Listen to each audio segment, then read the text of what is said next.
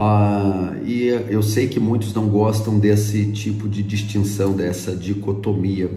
Então vamos usar da seguinte forma. Nós temos as músicas adequadas para o culto público, para o culto de adoração. São músicas cristãs, músicas centradas em Deus e que são adequadas para o culto público. Outras músicas não são adequadas para o louvor e para a adoração. E esse tipo de música pode ser ouvida pelo cristão? Nós sempre temos que tomar cuidado com os extremos. Há aqueles que acreditam que não se pode ouvir de forma alguma, que é terminantemente pecado ouvir qualquer música que não seja cristã, ou que não seja de adoração e louvor ao Senhor. E há aquele grupo também que não vê problema nenhum em ouvir quase que qualquer tipo de música não adequada para o culto cristão ou a música secular.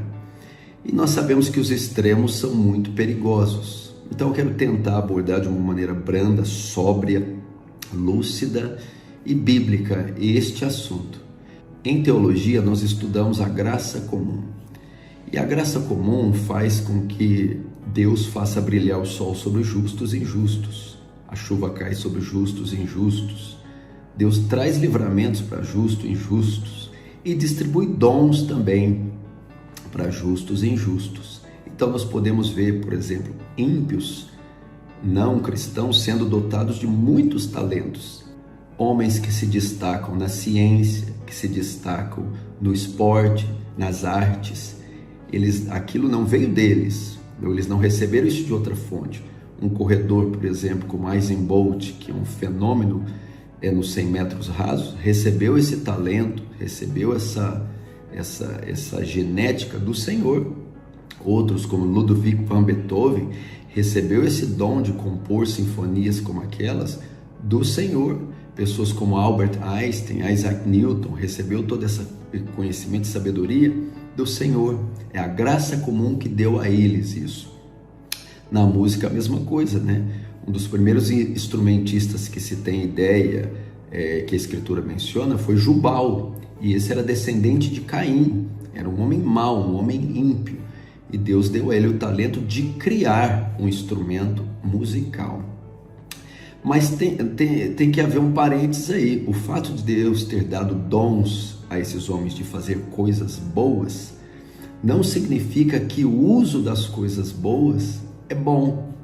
Deus deu ao homem talento de criar o bronze, o ferro, e na era do ferro criou armas brancas, espadas, facas. Deus deu ao homem também talento de criar tecnologia para arma de fogo, para armas nucleares, para trazer proteção aos reinos, aos exércitos, manter a paz.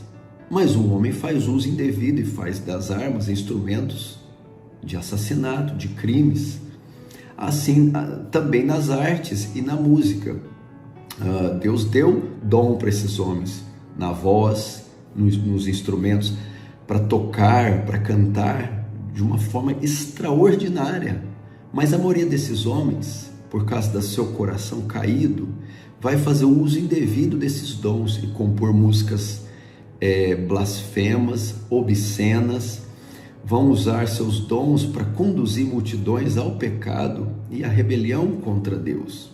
E nós precisamos entender que na composição dessas músicas, dessas melodias, na criação da arte, ela vai conter nela elementos do coração caído do incrédulo. Por mais talento que ele possa ter, por mais dons que tenha recebido do Senhor, naquela criação, elementos da sua velha vida, do seu coração corrupto e mau, vão ser colocados na criação dessas músicas, dessas letras, e isso é admitido até por eles mesmos.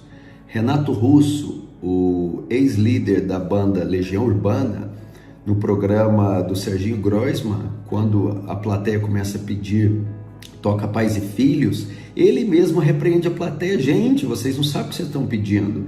Essa música fala de suicídio.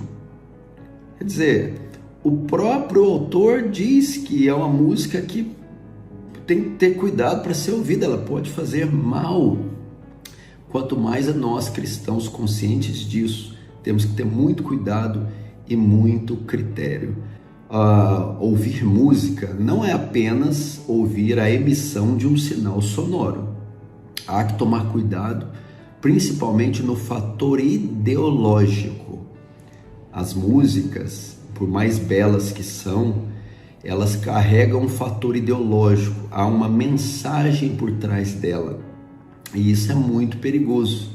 Ela forma opiniões, ela dita costumes, ela transmite um conjunto de normas, de ética e valores. Ela tem um poder influenciador enorme.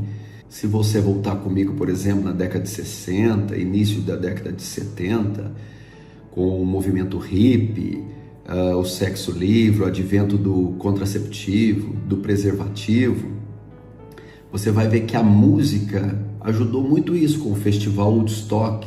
O que se pregava era sexo, drogas e rock and roll. Então, através da música, uma geração inteira foi formada e ela foi conduzida à libertinagem sexual, ao uso livre das drogas.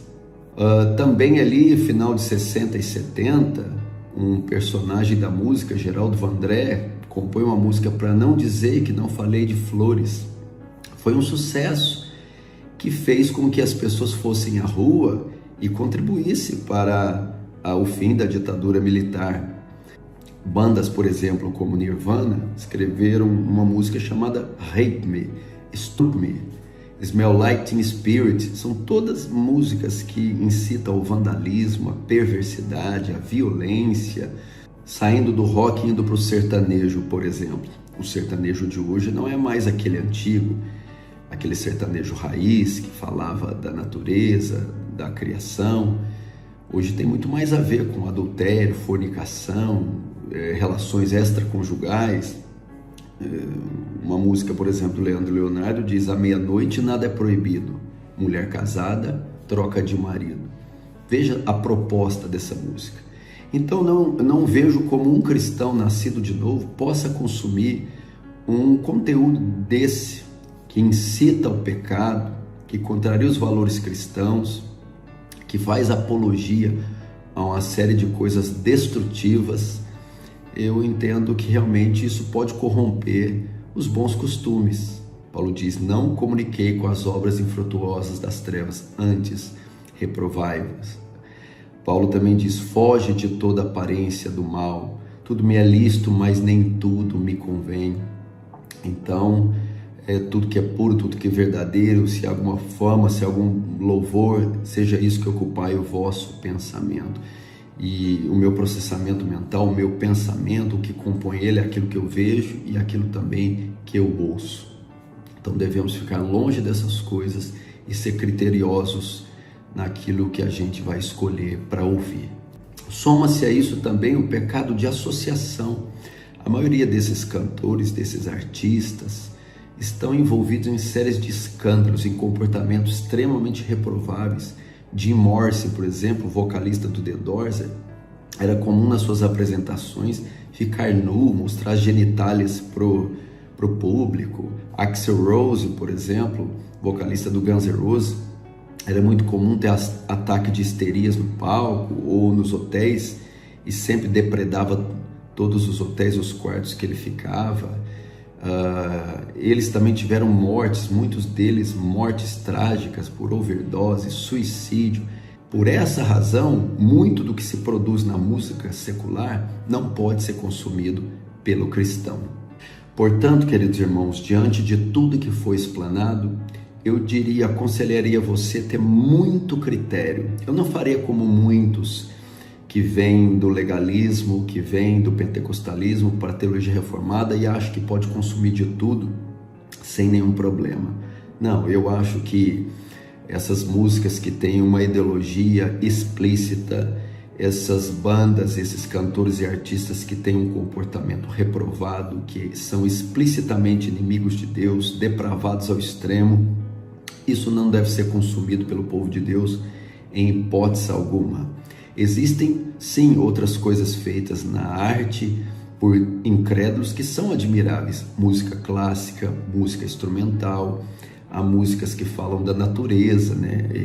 Essas que têm letras, mas que não ofendem o Senhor, apenas transmite serenidade e aspectos da criação, eu não vejo problema. Espero que tenha te ajudado. Se você gostou, deixa o teu like, se inscreva no canal Paulo Júnior Oficial e compartilhe essa mensagem. Deus abençoe, um forte abraço.